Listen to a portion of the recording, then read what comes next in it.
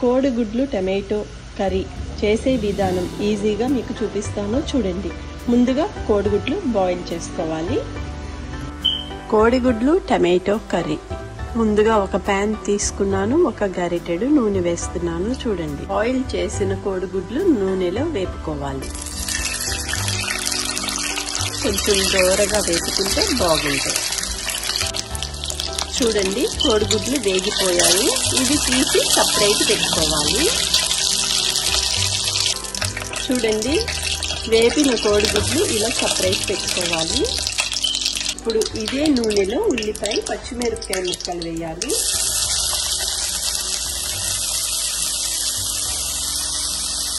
కొంచెం పసుపు కొంచెం ఉప్పు వేసుకొని దోరగా వేసుకోవాలి.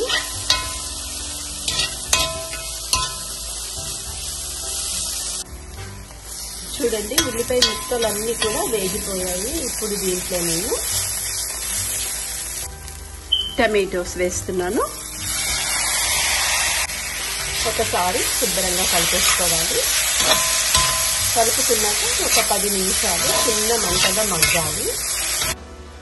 చూడండి, ఇప్పుడు ఈ టమాటో కర్రీలో నేను బాయిల్డ్ ఎగ్స్ వేపి పెట్టుకున్నవి వేస్తున్నాను. చూడండి, శుభ్రంగా ఒకసారి కలిపేసుకొని కొంచెం వాటర్ వేసి కొంచెం ధనియాల పొడి వేసుకొని కలిపేసుకుని tomato boiled eggs curry ready అయిపోతుంది. దీంట్లో స్పైసీస్ కూడా ఎక్కువ అవసరం లేదు. పచ్చిమిరపకాయలు వేసాను చాలా. ఇది చపాతీలో చాలా బాగుంటుంది. ఒక 5 నిమిషాలు ఉడికితే tomato boiled eggs curry ready అయిపోతుంది. ఒక 5 నిమిషాలు మూత పెట్టి టమాటో బాయిల్డ్ ఎగ్స్ ఇప్పుడు మూత తీసి కొంచెం కొత్తిమీర వేసేస్తే tomato boiled eggs curry ready అయిపోతుంది. చూడండి, రుచి రుచిగా ఈజీగా tomato boiled eggs curry ready అయిపోయింది. ఇది చపాతీలో అన్నంలో బాగుంటుంది. రెడీ.